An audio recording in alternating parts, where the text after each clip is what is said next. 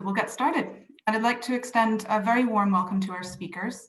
Our chair today is Dr. Reem Turkmani, who is the principal investigator of the research project Legitimacy and Citizenship in the Arab World.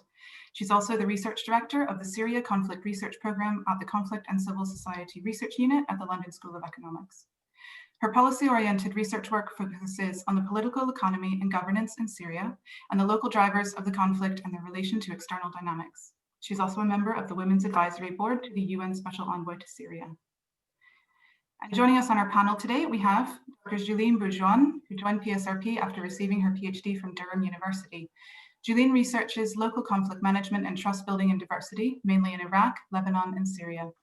Julien is the co-editor and contributor to the volume Syrian Crisis, Syrian Refugees, Voices from Jordan and Lebanon, and co-author of Islam, IS, and the Fragmented State, The Challenges of Political Islam in the MENA region. And we also have, joining us, Robert Wilson is a research analyst on the Political Settlements Research Programme, also based at Edinburgh Law School. His research explores local peace processes, the impact of intergroup dynamics on processes, and the agency of traditionally marginalized local groups with a particular focus on Yemen. And last but not least, Dr. Jan Pospisil is Research Director at the Austrian Study Center for Peace and Conflict Resolution and an Associated Professor in Political Science at the University of Vienna. His work focuses on peace processes and political settlements, donor politics in peace building, resilience, and South Sudanese and Sudanese politics. Jan currently heads the workstream on local peace agreements in the PSRP. His monograph, Peace in Political Unsettlement, has recently been published by Palgrave Macmillan. So thank you all for joining us. And without further ado, I will hand over to Reem to get us started. Thank you very much, Alison, for the introduction. Thank you all to be here. I've been asked to give just a short introduction as to why it's important to understand local peace agreements. I think the first reason I would say is their numbers really is on the increase. In the last 10, 20 years, we've been seeing more and more of these local agreements everywhere, not just in Syria, but in Yemen, South Sudan, Somalia, even in Libya. But despite their proliferation, they remain understudied. And the literature is really not conclusive on whether this high number of local agreements is a new or odd phenomena. So some argue that they are not really new, it's only that they're now becoming increasingly visible, well documented, and those those at the local level have higher access to the media. Others actually argue, no, the increased number is relatively new phenomena, as is only natural response to the structural shift in the global landscape of conflicts in the post-Cold period, which really witnessed not just the more complex wars and the emergence of what Mary Calder calls the new wars, but also that there's very complex interaction between all levels, local level, national level, and the global level. So with these fragmented conflicts, with actors being local on the ground, the decision makers are often on the ground, local agreements are just very natural consequences. Now, there isn't also consensus on their definition. There are still many definitions on the literature, but nearly everyone agrees that they are about local geography. Although I think most people also agree that despite that, they're never or hardly purely local. They're often connected to different level of the conflict or different geography. I personally don't call them local peace agreements. I prefer to call them local agreements because they're not always about peace. Sometimes they do bring peace, but sometimes they involve things like using more violence in order to force a particular agreement, or the forced displacement of civilians, and many other practices. So they're more local agreements, and they're really complex. They have different elements to them. Some of them can be really good for the civilians, others are not. I also think it's so important now to understand them because there is a very important knowledge tool. Once you understand what's happening in the local agreement, you really understand the conflict. They reflect once there is a local agreement taking place anywhere, you see the real actors coming in to have a place around the table. That is very different from looking at the actors, for example, at the top level.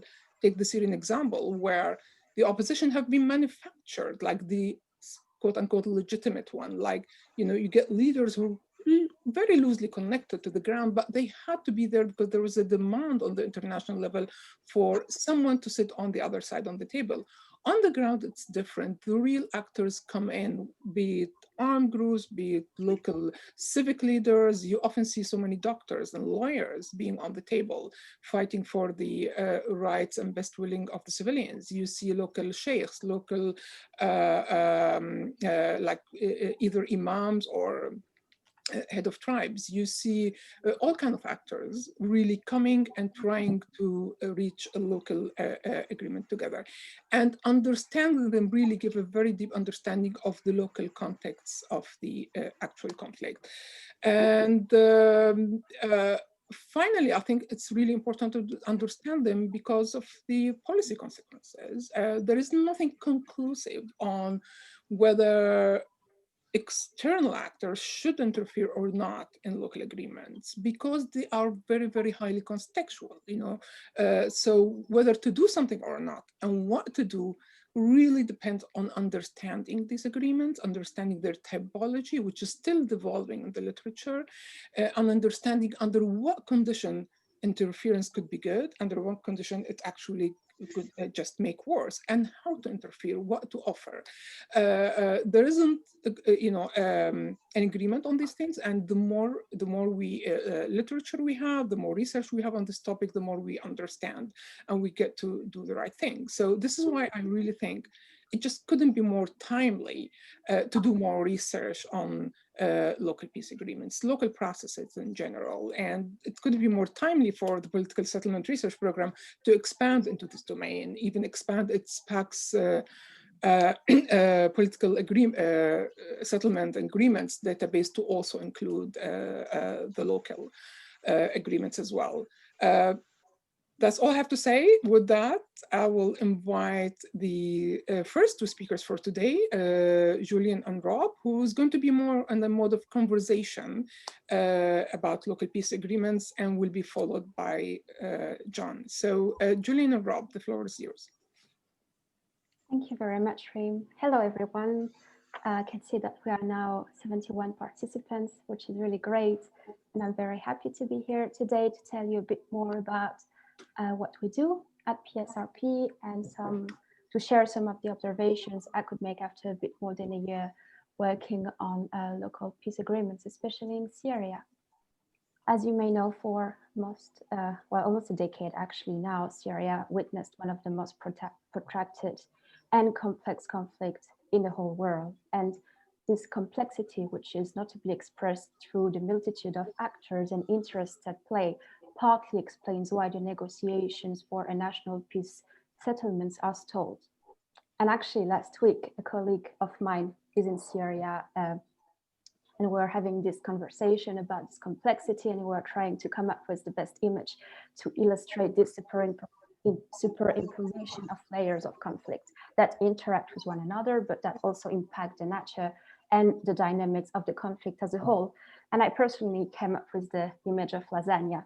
I thought that a hamburger would be more appropriate, so I don't know what you think about it. I'll let you pick your illustration, but surely the Syrian conflict is complex, it is highly fragmented. And at PSRP, we like to describe it as a set of complex conflict systems that are nested at the local level. Identity and issue politics often blend to lay out of a canvas of shifting alliances. So considering this fragmentation of the conflict and also the failure of the peace process at the national level at least, one could suggest analyzing the Syrian conflict in terms of sub-peace processes through the lens of local peace agreements. And 76 of these local peace agreements are currently included when it comes to Syria on our Pacts local database. And I will try to share my screen with you. So please kindly let me know if it's working. You should see a map right now. Is it working? Can you just not to let me know it's all good? Yeah, Rob, it's good? Okay, thank you. So as you can see on the map, the local agreements that are included on Pacts Local are quite localized in terms of geography. They mainly relate to the sub-peace processes in Aleppo, Idlib, of course, which right now is the last stronghold of the opposition groups in Syria, but also northern Hama, and we have some in Damascus. By the way, this on that map, we also have data that relates to Libya and Yemen. Rob is going to tell you a bit more about this conflict later. So if you're interested in this conflict, please check this document. And just to a quick note, all the documents I'm going to share today are actually available on our websites. So other political settlements or peace agreements. I will actually stay here for the next slide. So analyzing the Syrian conflict in terms of sub-peace processes, what does it mean concretely? Well, for example, we can offer a division of the sub-peace processes in terms of the actors that are directly involved in the Syrian conflict. Of course, this is a bit of a simplistic division. I know that very well, but it shows the fact that they all interact with each other and negotiate peace agreements at the local level, right? So what this table intends to outline is that through the lens of peace agreements and the peace agreements that are included on Pacts, along with the definition of peace agreement we suggest at PSRP, well, it shows us one of the many, many pictures of the Syrian conflict and how peace happens at the local level. Of course, it is an incomplete picture, it is a biased one, but it's still quite helpful, I think, a useful tool to understand the different layers in the Syrian conflict. And I think Rob is going to tell us a bit more about Yemen. Yeah, thanks, Julian. And I think that some of the points I'm going to touch on will probably speak to Reem's points as well. So just to touch on Julian's table, from Yemen, we have processes on the database which tend to involve some of, but not all of the various intergroup processes.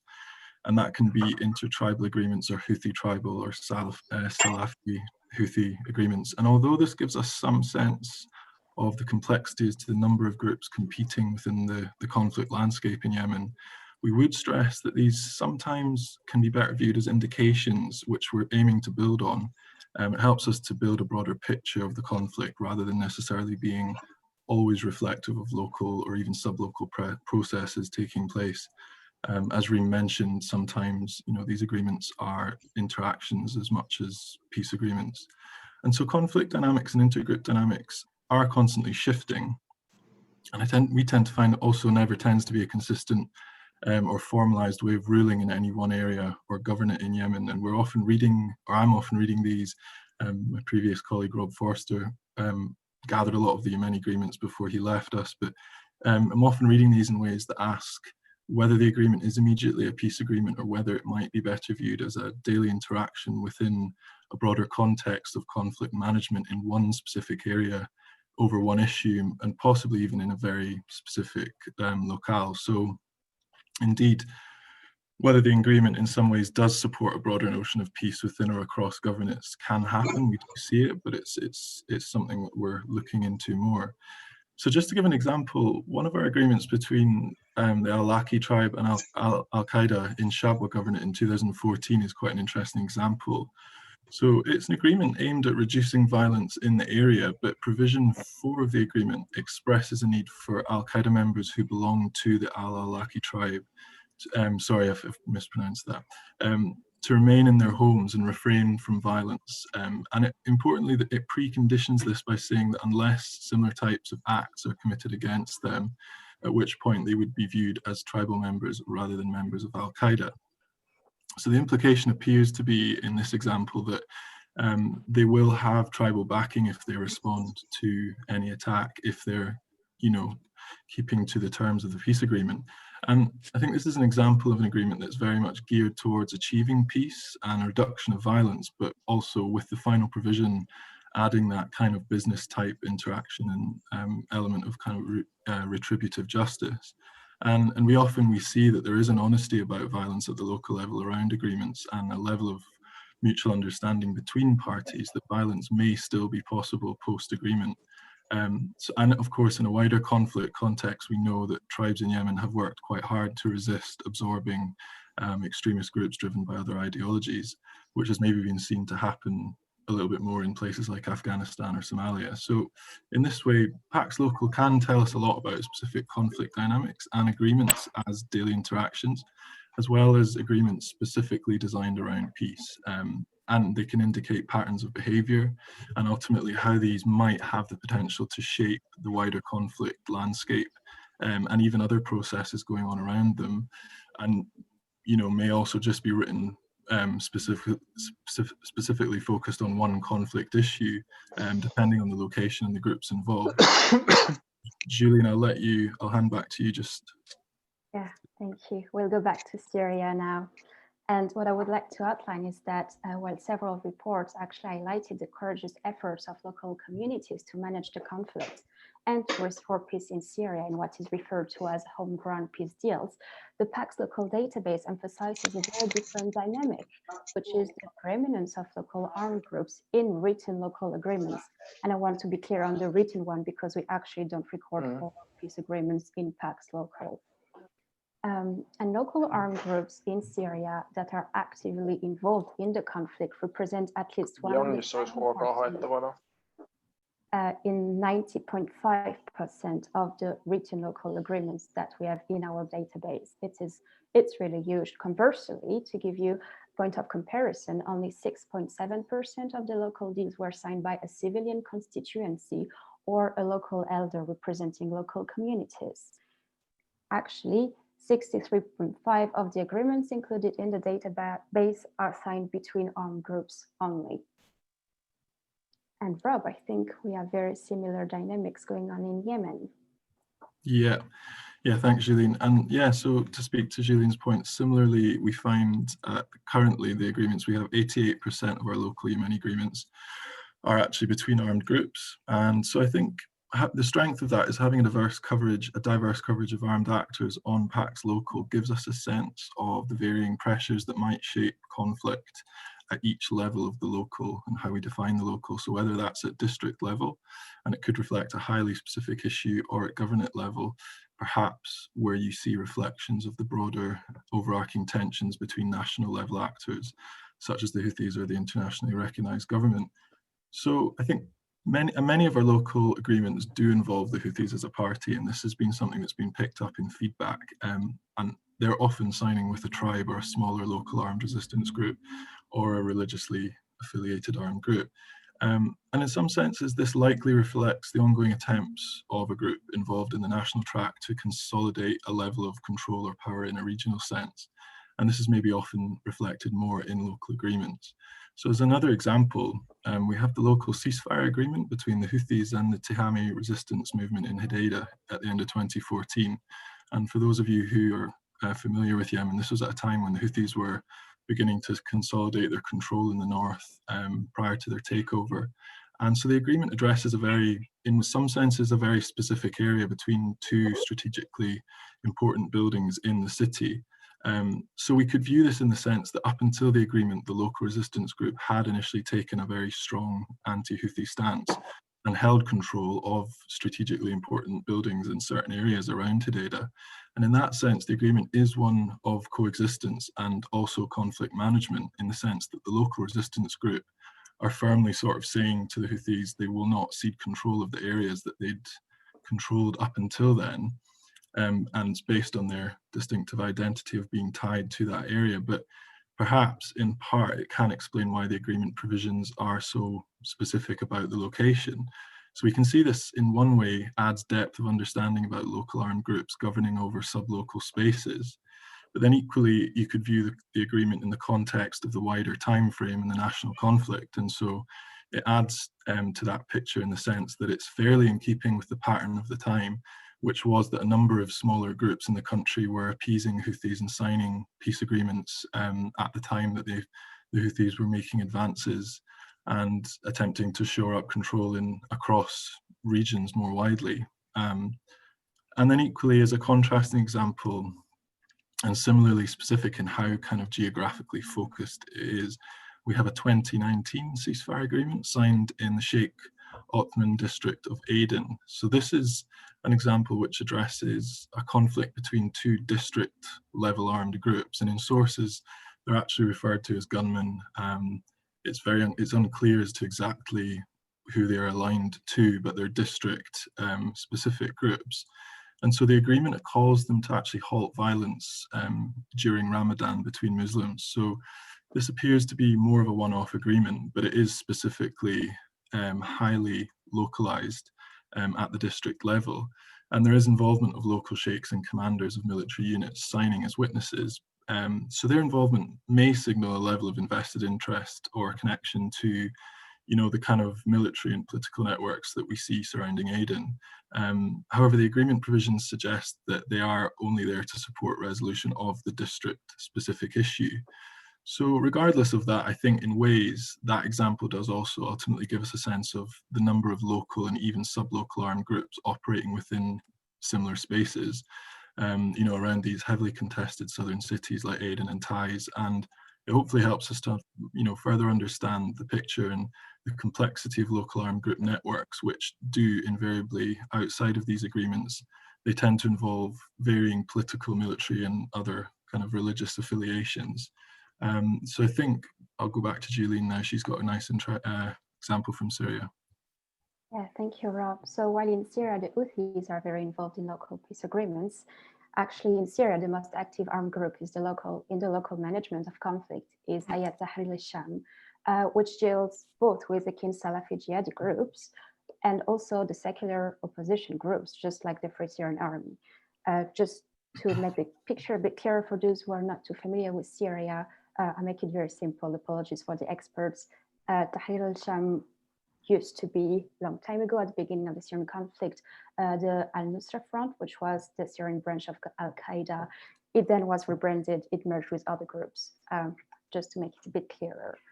And what is very, very interesting is that the religious credentials of this group and other jihadi armed groups actually are mirrored in the text of local peace agreements and local practices of conflict management.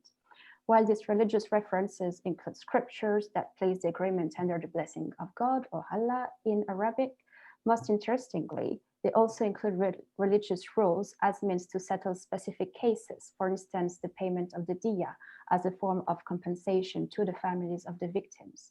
But religious rules also provide strong implementation mechanisms for elements of the agreement in the form of Sharia courts. The inclusion of the religious rules, rituals, and prayers offer an interesting point of comparison between local and national peace agreements, as they are more prevalent in the former, while national agreements involve the Syrian regime. And so they are more in line with the secular ideology of the Syrian Ba'ath Party, but also the ally of Syria, like Russia, for example. And in the Syrian local context, the inclusion of religious references accounts for the importance of religious identity as an additional layer within the nested conflict, which fuels the conflict, the main conflict, and is further instrumentalized by regional parties. So not just at the local level, at the national level, but also at the level of the Middle Eastern region. And I'll hand it over to Rob, who is, I think, taking us to Nigeria now. Yeah, thanks, Julian. So yeah, I'll step outside of MENA and we'll just consider something that I've picked up when I'm sort of looking at local agreements from Nigeria. So many of the agreements that we have in Nigeria tend to address farmer-grazer conflicts and are built on intercommunal models of dialogue. So if we consider that these generally, they tend to be about pastoral and farming communities existing in a local space together and often competing for similar resources, we do tend to see religious identities referenced in different ways in agreement provisions, in ways that both explain the layers of conflict, as Julian mentioned, but also often are an inference or reflect a powerful recourse to religion in aiding peaceful resolution or an implementation of agreements.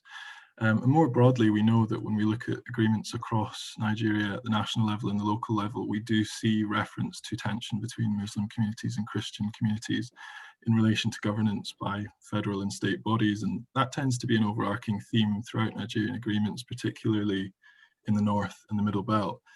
But at the local level specifically, these processes are driven by a number of different herding communities, often gathering together to express views of issues driving local conflict and how it can be resolved.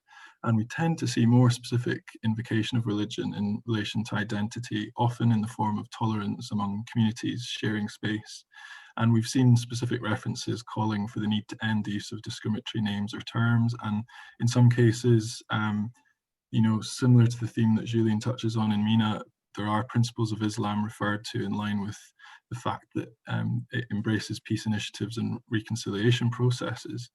So I think more specifically in these intercommunal processes, an example from the 2013 Declaration of Intent by the Fulani Dialogue Steering Committee that we have, for example, we see an interesting reference to religious identity where there's a direct call from the steering committee upon the regional state level government to properly implement the agreement in relation to development of infrastructure in certain religious and tribal areas. So it's quite a specific you know, reference to religious identity being tied to the implementation of the provisions. And equally, in 2013, we have a Hausa Peace Declaration, which is interesting. And the provisions similarly call on federal government to reconsider the composition of state-level organizations and security bodies. And the issue is that they're calling for fair representation involving both Muslim and Christian security personnel who are ultimately going to be enforcing provisions and trying to maintain the settlement between the farmers and the grazers. So these are interesting examples, I think, of how even where the religious reference is framed as a provision around enforcement or implementation, often these locally specific religious references provide a level of insight as to how, you know, religious identities and tensions are driving conflict in these sort of very local areas and within communities. And so I think that's the example that I have, and I'll pass back to Julien to finish on Syria. Yeah, thank you, Rob. I just want to mention before I move forward that, of course, it's important to mention that some of the observations I just made are less relevant today as conflict dynamics are constantly evolving in Syria. So on the one hand, there are much fewer groups involved in the conflict today than there were in 2015, for instance. And on the other, two external actors, and I'm here speaking of Russia and Turkey, now have the upper hand on anything that directly affects the conflict, including local peace agreements. So in other words, like merely any peace agreement today, even at the local level, is negotiating outside of the framework of the Astana process. Those negotiations are actually top secret, and the text of such agreement are rarely made available. So it's actually becoming a bit more, it's becoming harder to collect those local peace agreements. But actually, in the case of Syria, what was maybe the most complicated indicator to code was the link between the local agreement and the national peace process. Is there a link, which is directly mentioned in the text of the agreement? The nature of the local agreements, but also what is negotiated in those agreements reveals, or I should say it confirms, the fragmentation of warring actors along with divergent identities and objectives in Syria. Actors affiliated to the Syrian regime, religiously or ethnically driven opposition actors, and other opposition actors, they compete with and among each other over the future of Syria, over the nature and the form of the state and its institutions, both at the central and at the local level. So as a result, over the 76 Syrian agreements that are included on the Pacts local database, only 12 make a clear link to the national peace process. Those agreements expectedly, they quasi-exclusively include the Syrian government or affiliated institutions, actors such as Russia mainly, as one of the signatories. And among those 12, only 5 instances involve armed groups as signatories of those local agreements. Similarly, the Syrian state rarely negotiates directly with local communities for the management of the conflict. So as a consequence, local agreements do not address what we could call the meta conflict, the divergence about the future of Syria, the nature of the Syrian state. Instead, they pursue more limited and immediate goals, such as allowing humanitarian access or solving daily disputes over natural resources, territory. Doing so, as Reem was saying at the beginning, peace agreements are not always about peace. And in fact, in Syria, they often displace the conflict and its resolution in time and space. In several cases, local agreements challenge our notion of agreements functioning as peaceful tools for conflict management set in positive terms. And in fact, a number of local peace agreements in Syria were very clearly used as tactical tools to manage the conduct of the warfare in order to improve outcomes for certain groups within the broader peace settlement at the national level, because it will happen at some point, right? In other instances, agreements that provided for cessation of hostilities in one locale displaced warfare to another one, right? Or reiterated commitments of signing parties to the struggle against a third actor. So in fact, the majority of local agreements signed in Syria, especially between armed groups, there are more assertions of the commitment of non-state armed groups to sustain their struggle against the central rule, against the government led by Bashar al-Assad. To reflect on this phenomena and account for the fact that peace at the local level is not linear, neither straightforward, authors have used the phrase local level alliance pacts. As such, these local agreements reinforce fragmentation and the protracted nature of the conflict, and they are used as tools to delegitimize others and to legitimize new sources of authorities, of legitimacy at the local level to compete later at the central level. So our presentation today, I'm done. It raises several questions, and I think Rob and I hinted at some answers. There are 3 questions. I'd like you to keep them in mind maybe for the Q&A session. The first one is, are local peace agreements tools of conflict management or war by other means? Second, is local peace necessarily handled by local actors in the aim of addressing local grievances? And finally, do local peace agreements represent a double trouble-free alternative to national level deals? Because it's just not happening much in Syria right now. And I think I'll just stop here. Thank you very much for your attention. Thank you very much, Julian and Rob. Indeed, I very much enjoyed the conversation style, and I'm sure most of the audience enjoyed that too. Thank you, and I'll invite now our third speaker, Dr. Jan Pospisil, is he joining us from Juba today, right? Jan, are you with us? Yeah. Yes. Yeah, I'm with you. How is yours? Indeed, I'm joining from Juba, and I have to excuse, I will keep my camera off. There are better or worse days in terms of bandwidth, and today's not one of the good days. So I think it might be better to keep it like that.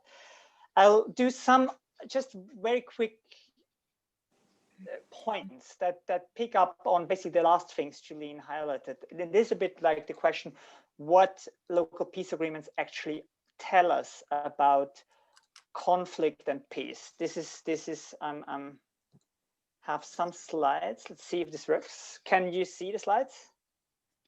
Yeah, very good. So I think picking up on basically the last points, and you already mentioned this term landscapes of conflict, which is kind of a metaphor I started really to like when working more comparatively with local peace agreements. They show several things very clearly, and the most important thing, and it sounds so in a way almost dull, but it's so important to highlight. We are not talking about one conflict in most of these countries that are kind of characterized by armed conflict, but of several conflicts in plural. This is very important to see, because still there is the tendency to think that we have one agreement and this agreement will be comprehensive and this is then going to solve things. And this is a wrong assumption. It wouldn't work like that. The second element that is also going a bit against what we are noticing in terms of contemporary peace-building policy, all of these conflicts, I would argue, and this is what local peace agreements really show, all of these conflicts are political. They are not necessarily in that way political as we see it, with this clear kind of actors that have clear kind of requests, and they are then kind of negotiated in a whatever power sharing deal. But local politics also do matter, and local politics and many of these things are even grazing rights are political issues when they are tied to land, when they're tied to traditional law, when they're tied to customary structure that are managing these kinds of things. This has to be taken seriously and not kind of a bit disregarded with language that is using broad terms such as violence. I come to that in a second. And the third element that has been also raised, I think, in the previous presentation very well, and also has been shown very clearly is that we have a complex entanglement of these conflicts, and they're all kind of interlinked, and they're all hybrid. So in a way, it has been raised for Reem said that very clearly, and I think very rightly. It's very difficult to speak about local peace agreements because many of these agreements aren't necessarily about peace. The same problem we have in a way talking about local, because even that they are written now in all these kinds of ways, that they're becoming so available, shows that almost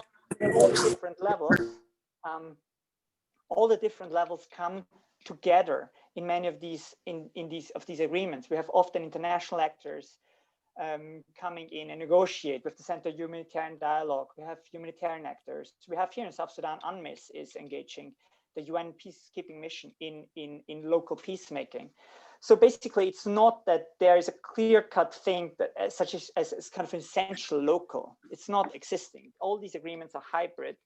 And what we use as local peace agreements are basically defined very much by the very fact that they're not trying to solve what we see as the national level conflict. And this is basically this difference mainly makes them different. And I think in terms of thinking, I now more and more use this term of conflict scapes to see actually it's not that we have like one conflict and several kind of underlying local conflicts going beyond that, but it's kind of one landscape, one kind of setting, one mesh, if you wish, of local peace that is going on. Important, and I think this is what we can really learn from these agreements, is to do away a bit with the often very hierarchical logic of conflict that is used in conflict analysis, in all peace building analysis, and also in peace building programming, where you have in a way almost this national, subnational, local as kind of a hierarchy going through. These terms that are used to make this, to kind of almost depoliticize the local. They call it intercommunal violence, armed violence, so very vague terms, because there's also kind of a risk, and I see this very well, if you call these conflicts armed conflict in this clear-cut kind of way, because this has legal implications as well. So people, there's a reason why this is kind of avoided. But I think it's not necessarily helpful when we think about conflict actors here. And it's not that clear, like here in South Sudan, there was in March, and this is now coming up again from March onwards, an increase in violence in Jonglei, one of the regions here, and other regions as well. And this was done by large-scale organized militias with several thousand people under arms with very clear hierarchies.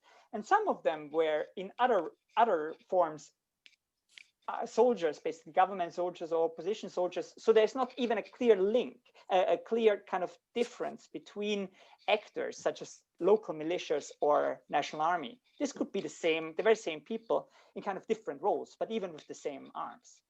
So here I think this is important to see that this kind of the hierarchical view that we have, it's not even empirically right necessarily that one would be bigger and the other one would be kind of smaller in terms of impact. So we have then, and this has been debated often, the question that local peace agreements are often interpreted in terms of the national peacemaking. Is it supporting it? Is it undermining it? Is it in a way also supplementing it, as we had this discussion in Syria? And I'm not sure now with the comparable work I did, if this is the right way to think about them. It's more the question of what local peace agreements do in this landscape of conflict. So not so much about this national peace, but this national peace is actually just another piece in a broader, or just another attempt of peacemaking in a broader landscape of peace and conflict that we have to see. And if you think about that, we can see, and this is just three more or less heuristic points that I've found, like I want to distinguish. We can see them as connecting and strategizing. That is what we have often seen in Syria, for example, when there is ceasefires between armed groups to kind of reshape conflict settings. It's one of the examples. We have also like this element of conflict management and mitigation in many areas, which is just happening in many often not necessarily linked kinds of ways. And we have also the attempts of local peace agreements to disconnect social, like either communities or also territorial like spaces in a very physical sense, territories to delink them from an ongoing conflict and like to establish something like peace zones in a way. So these would be functions that local peace agreements have in terms of the landscape of conflict, but they are not necessarily feeding into a national peace process. And it is also not almost necessary for them to be effective. So, and this is basically with what I want to close. What then is their possible impact on this conflict landscape? And I want to suggest to think more perhaps instead of all bringing this towards comprehensive agreements that kind of solve the thing then in the end as the kind of big push that shifts the conflict, but more in terms of logics, like work that the conflict research program does a lot at LSE. I think this is very valuable to think about, okay, how could conflict logics like ethnopolitics, like marketplace kind of thinking shift towards civicness or kind of other ways of solving or managing or living with conflict. And I think these practices, some of them very old, some of them more recent, show concrete pathways how this shift in logics can happen. And then there's a second element going along with that, and that is a concrete undermining of conflict practices that often goes hand in hand with local peace agreements. It's simply, and this is other research I'm involved with that basically found this out here in South Sudan, and we know from other contexts that's the same elsewhere. The most important peace dividend for people is everyday security. This is really the first important benchmark that people on the ground put towards whatever kind of complex agreements that might be there. And this is actually something that many of these local peace agreements can provide. So this is something that is then showing a concrete peace dividend and also undermines conflict and conflict practices in a broader kind of way. And it can also undermine more concrete things like recruitment bases. And we have agreements that really take the equations out, like, as I mentioned before, spaces or even communities out of these conflict settings. So these are very concrete things that can happen. Though, and this is with the statement I want to close with, it's still important not to be naive. And I think Syria is one of these examples that show this very clearly. These are all potentialities. These are things that can happen.